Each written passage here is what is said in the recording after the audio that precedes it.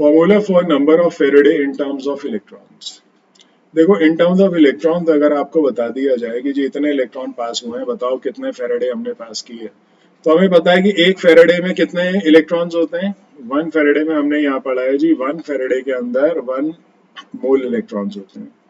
तो 1 फेरेडे में 1 मोल इलेक्ट्रॉन है। अभी हमें क्या ये बता दिया इन्होंने जी, नंबर ऑफ इलेक्ट्रॉन्स बता दिए। तो नंबर ऑफ इलेक्ट्रॉन्स को अगर एवोगैड्रो नंबर से डिवाइड करोगे तो number of moles of electrons आ जाएंगे, और number of moles of electron किसके बराबर होंगे, number of Faraday.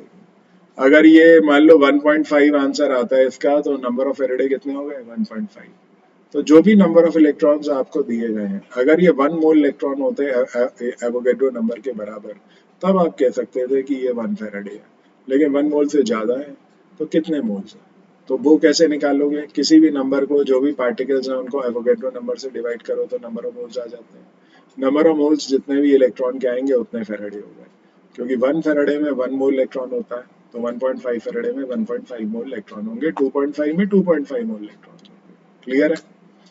Special cases हमेशा तो होगा नहीं कि जब आपको फेरेडे फर्स्ट लॉ में हम वेट कैलकुलेट करने को, ये वाला फॉर्मूला हमने आपको सिखाया है, W is equal to E/96500 into I into T. कभी ऐसा भी होगा कि कैलकुलेशन हमें करनी पड़ेगी volume of gaseous product obtained by respective electrode. तो यहाँ पे गैसियस प्रोडक्ट आप कौन सा यहाँ पे निकालेंगे, तो देखिए मैंने क्या किया, इसी फॉर्मूले को मॉडिफाई कर दिया वॉल्यूम के टर्म्स में, ऐसा ही गिवन है। तो W की जगह मैंने क्या लिख दिया, वॉल्यूम। E इक्विवेलेंट वेट की जगह क्या लिख दिया, इक्विवेलेंट वॉल्यूम। तो यहाँ लिखा हुआ है V क्या है, volume of gas at STP, STP पे आपको निकालना है, और V क्या है, equivalent volume of gas at STP। तो ये क्या होगा, इक्विवेलेंट वॉल्यूम। अब ये निकालें कैसे भाई इक्विवेलेंट वॉल्यूम, तो इक्विवेलेंट वॉल्यूम होता है the volume of equivalent weight of substance eight STP। जो भी आप सब्सटेंस डिपॉजिट कर रहे हैं, ऑक्सीजन, हाइड्रोजन, क्लोरीन, तो उसके इक्विवेलेंट वेट की जो वॉल्यूम है STP पे, that is called as what, equivalent volume. तो इक्विवेलेंट वॉल्यूम अब मैं एक कैलकुलेट करके आपको यहाँ पे दिखा देता हूँ। जैसे मान लेते हैं कि हम बात करते हैं ऑक्सीजन के लिए, तो ऑक्सीजन का मॉलिक्यूलर वेट कितना होता है, 32। तो हम कह सकते हैं कि 32 ग्राम की वॉल्यूम STP पे कितनी होती है, ये 1 मोल हो गया ना, मॉलिक्यूलर वेट के बराबर है ग्राम से, तो ये कितना हो गया, 22.4 लीटर्स। तो 1 ग्राम की कितनी होगी, ये हो जाएगा 22.4 डिवाइडेड बाय 32 लीटर्स। और इक्विवेलेंट वेट ऑफ ऑक्सीजन कितना होता है, ऑक्सीजन का एटॉमिक वेट कितना है, 16 डिवाइड बाय वैलेंसी 2, आंसर कितना आ जाएगा, 8। ये मैंने फॉर्मूला यहाँ लिखा हुआ है, इधर आप देखोगे, equivalent weight atomic weight divide by valency. इस फॉर्मूले को आप यूज करोगे, सीधा आपने इक्विवेलेंट वेट 8 निकाला। अब निकाल लो जी 8 ग्राम का कितना होगा, तो 8 ग्राम का जो होगा इसको मल्टीप्लाई करना पड़ेगा आपको इंटू 8। तो मैंने यहाँ निकाला हुआ है 22.4 डिवाइड बाय 32 इंटू 8, आंसर आया 5.6 लीटर्स। तो व्हाट इज इक्विवेलेंट वॉल्यूम, अगर आप देखो तो ऊपर क्या लिखा 22.4, यहाँ पे लिखा, नीचे क्या लिखा 32, तो ये क्या है, मॉलिक्यूलर वेट, और मल्टीप्लाई किससे किया, इक्विवेलेंट वेट से। तो आपकी क्या निकल के आ जाती है, इक्विवेलेंट वॉल्यूम। तो इक्विवेलेंट वॉल्यूम को अगर आपको निकालना है तो आपको यहाँ पे ये फॉर्मूला याद रखना पड़ेगा, ठीक है। अगर आपको लीटर्स में निकालना है तो ऊपर लिखना है 22.4, अगर आपको सेंटीमीटर क्यूब में निकालना है तो 22400, क्योंकि इसको लीटर्स को जब मीटर क्यूब में, सेंटीमीटर क्यूब में चेंज करते हैं तो किससे मल्टीप्लाई करते हैं, 1000 से। ये 1 लीटर में 1000 होता है, तो मैंने इसको 1000 से मल्टीप्लाई किया, ये आंसर है। कुछ गैसेस की मैंने इक्विवेलेंट वॉल्यूम यहाँ लिखी हुई है, आप चाहें तो इस फॉर्मूले से निकाल के देख सकते हैं, ये लीटर्स में है आपकी, ठीक है। जैसे ऑक्सीजन की तो मैंने निकाल के दिखा दी, आप हाइड्रोजन की, क्लोरीन की यहाँ पे निकाल के खुद चेक कर सकते हैं। और भी कोई गैस हो तो उसको भी आप इसी तरीके से हैंडल कर सकते हैं। तो ये रहा आपका स्पेशल केस पहला।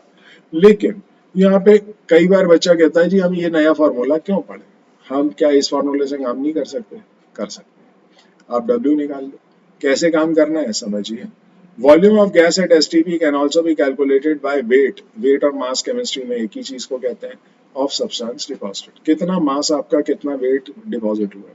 सपोज करो ऑक्सीजन आपने इस फॉर्मूले से निकाला और आपने W ग्राम यहाँ पे निकाल लिया, वॉल्यूम नहीं निकाली, आपने सीधा यहाँ पे W ग्राम ऑक्सीजन डिपॉजिट हुआ।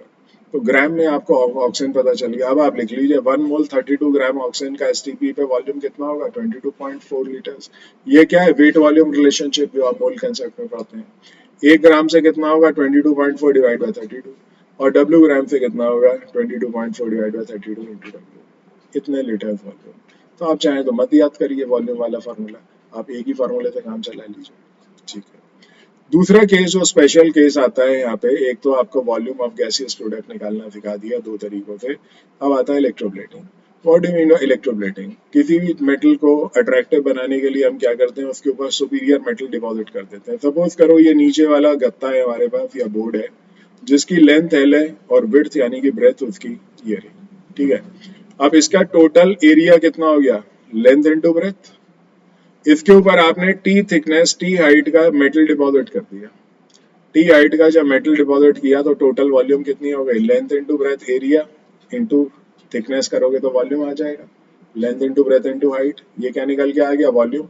वॉल्यूम निकल के आया, वॉल्यूम को डेंसिटी से मल्टीप्लाई करोगे तो क्या निकल आएगा, डब्ल्यू निकल आएगा, मास। तो मास को निकालने का फॉर्मूला आपका लिख दिया। भाई आपको एरिया पता होना चाहिए जिसके ऊपर आप मेटल डिपॉजिट कर रहे हो। ये मान लो आयरन का पीस है, आयरन का एरिया है, और उसके ऊपर आपने सिल्वर डिपॉजिट किया या गोल्ड डिपॉजिट किया तो उसको कितनी थिकनेस आपने डिपॉजिट की, तो वॉल्यूम ऑफ मेटल डिपॉजिटेड आ गया, मल्टीप्लाइड बाय डेंसिटी, जो भी सिल्वर या गोल्ड आपने किया उसकी डेंसिटी से आप उसे मल्टीप्लाई कर दीजिए, और फिर यहाँ पे ये आपके पास क्या आ गया, मास आ गया। तो वॉल्यूम इंटू डेंसिटी से डब्ल्यू आपने निकाल लिया, आगे फॉर्मूला वही है, ई upon 96500 into I into T. तो वॉल्यूम ऑफ मेटल डिपॉजिटेड ये रहा। अगर एरिया आपको दिया हो तो एल इंटू बी दिया है, बस थिकनेस आपको दी जाएगी। अब डी क्या है, डेंसिटी ऑफ ये ग्राम पर सेंटीमीटर क्यूब में, और टी है टाइम इन सेकेंड्स, और टी है थिकनेस। तो ये ध्यान रखिएगा, ये टी टाइम है और ये कैपिटल टी थिकनेस है, इसमें कंफ्यूज मत होना। जनरली आपको लेंथ ब्रेथ और यहाँ पे थिकनेस किस में दिया जाएगा, सेंटीमीटर में। किस में दिया जाएगा, सेंटीमीटर में। डेंसिटी ग्राम पर सेंटीमीटर क्यूब है। इक्विवेलेंट वेट जैसे आप निकालते हैं वैसे ही निकालेंगे, आई एम्पियर में होगा और टी किस में होगा, सेकंड में। सिर्फ यही एक ऐसा टॉपिक है पूरी फिजिकल केमिस्ट्री में जिसमें टाइम सेकंड्स में चाहिए, दिमाग के अंदर ये बात बिठा लीजिए, क्लियर है। चलिए अब आते हैं इसका आखिरी law, Faraday second law of electrolysis. पहला लॉ हम पढ़ चुके हैं, बहुत बड़ा है, इसमें सिंगल स्लाइड ही है बस, और ज्यादा नहीं है।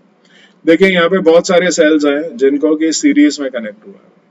सीरीज में जब आपने इनको कनेक्ट किया है तो यहाँ पे सेम बैटरी आपने इंस्टॉल की है जिसमें सेम क्वांटिटी ऑफ करंट आपका पास होगा। तो when same quantity of electricity is pass through different electrolytic cells connected in series, तो ये कंडीशन है कि same quantity of electricity pass करनी है, वो भी डिफरेंट इलेक्ट्रोलिटिक सेल्स में से, और वो भी आपके कनेक्टेड होने चाहिए सीरीज में। तो क्या होगा, मान लो यहाँ पे कॉपर और सिल्वर है, तो मैंने वेट ऑफ कॉपर बताया कितना डिपॉजिट होगा इस इक्वेशन से, वेट ऑफ सिल्वर निकाला। सेम क्वांटिटी ऑफ करंट है, आई टी से आई टी कैंसिल हो गया, 96500 कैंसिल, आंसर क्या आ गया, ये आ गया। यानी कि आगे ये कहते हैं the amount of substrate deposited will be in the ratio of their equivalent weight. तो इक्विवेलेंट वेट के रेशियो में डिपॉजिट होगा, इसीलिए नाम पड़ा लॉ ऑफ इक्विवेलेंट। यहाँ तक तो आपके बोर्ड में आएगा। आपने पीछे फार्मूला पढ़ा था W is equal to Z I T, पीछे पढ़ा था ना, दिखा देता हूँ कहाँ पे है। ये देखिए, ये फॉर्मूला आपने पढ़ा था W is equal to Z I T. ये फॉर्मूले को अगर आप यहाँ पे W की जगह सब्स्टिट्यूट कर देते हो तो यहाँ पे आई टी से आई टी फिर कैंसिल, Z ये क्या है, इलेक्ट्रोकेमिकल इक्विवेलेंट ऑफ कॉपर, और ये इक्विवेलेंट वेट ऑफ कॉपर। तो इलेक्ट्रोकेमिकल इक्विवेलेंट और इक्विवेलेंट वेट के बीच का भी यहाँ पे आप रिलेशनशिप दे सकते हैं, बट ये कॉम्पिटिशन्स में आता है ज्यादातर, बोर्ड में आपको ये पूछते हैं। इन केस जैसे डाइल्यूट H2SO4 आप यूज कर रहे हो, डाइल्यूट H2SO4 के केस में तो गैस निकलेगी, हाइड्रोजन और ऑक्सीजन। तो हाइड्रोजन और ऑक्सीजन की अगर वॉल्यूम आपको बता दी तब आप क्या करोगे, तब आप यहाँ पे उल्टा रिलेट करोगे। जो ऑक्सीजन है तो 22.4 लीटर्स का वजन कितना है एसटीपी पे, 32 ग्राम। तो जो वॉल्यूम निकली है उसका कितना वजन होगा, तो डब्ल्यू निकालने के बाद ही तो आप यहाँ लगा पाओगे, समझ गए। तो वही वेट वॉल्यूम रिलेशनशिप, यहाँ उल्टा चलना पड़ेगा। आपको वॉल्यूम दी है, अगर वॉल्यूम आपको सेंटीमीटर क्यूब या एमएल में दी है तो यहाँ पे क्या लिखना पड़ेगा, 22400, ठीक है। तो 22400 का वजन कितना है, 32 ग्राम। तो जो गिवन आपका वॉल्यूम है उसका वजन कितना होगा। तो एसटीपी पे ये रिलेशनशिप आपको आना चाहिए कि एक मोल की वॉल्यूम ये होती है, एक मोल का वजन बदल सकता है लेकिन वॉल्यूम सेम रहेगी under standard conditions of temperature and pressure. तो